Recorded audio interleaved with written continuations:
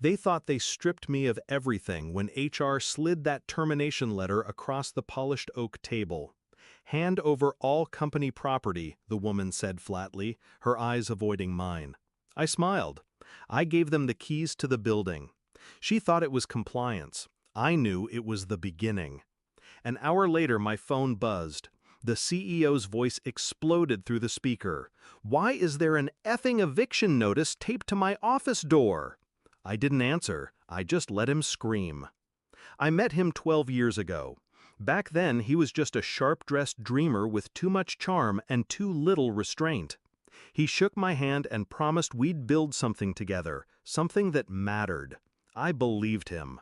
I poured nights, weekends, blood into that company. My ideas, my strategies, my grit. He called me his right hand, his partner in everything but ink. I didn't mind then that the shares were in his name. I thought loyalty was stronger than contracts. But I should have remembered. People like him don't see loyalty. They see leverage. The first signs were small. Meetings I wasn't invited to. Decisions made without me. His laughter echoing down the hallway with the new golden hires, while I sat outside, unacknowledged. Then the whispers. He was grooming someone else to replace me. I ignored it. Loyalty makes you blind.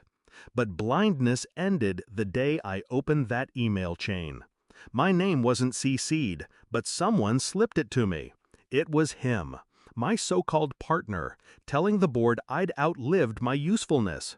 I read the words twice, 3 times, each syllable cut deeper than the last. I didn't rage, I didn't cry. I planned. I knew something they didn't.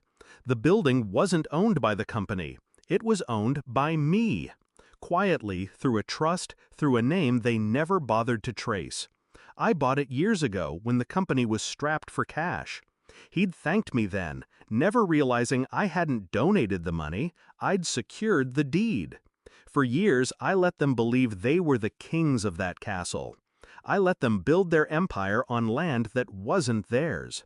So when HR demanded I hand over all company property, I gave them exactly that, the keys. Not the ownership, not the ground beneath their feet, just the keys. The plan was precise.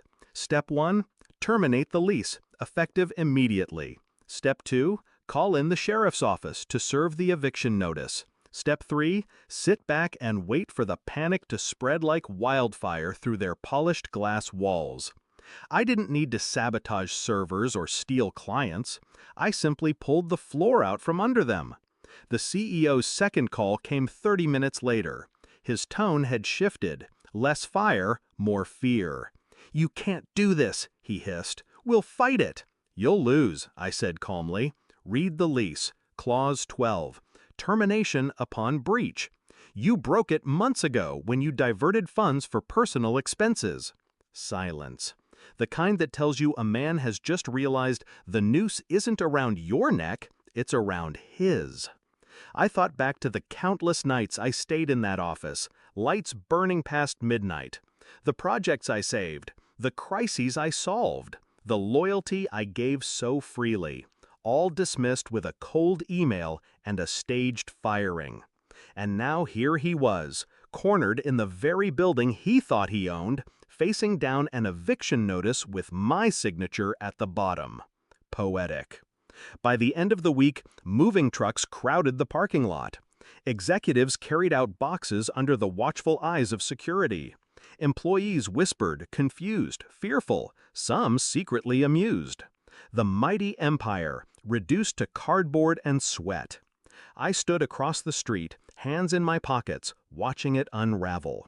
No gloating, no chaos, just quiet satisfaction. Because revenge doesn't need fireworks. Sometimes the cleanest cuts are the deepest. The CEO finally showed his face on the last day. His tie hung loose, his eyes bloodshot. He spotted me leaning against my car. For a moment, I thought he might cross the street, say something, apologize, threaten, beg. But he didn't. He just stood there, broken in a way power can't hide. Then he turned, climbed into his black sedan, and drove away from the building he no longer controlled. People ask me if I miss it, the company, the title, the grind. I don't. They stole my credit, my seat at the table, my years. I stole their kingdom with one quiet signature. I left them with nothing but keys that unlocked doors to a place they no longer belonged. Justice doesn't always roar. Sometimes it whispers, and when it does, the silence is deafening.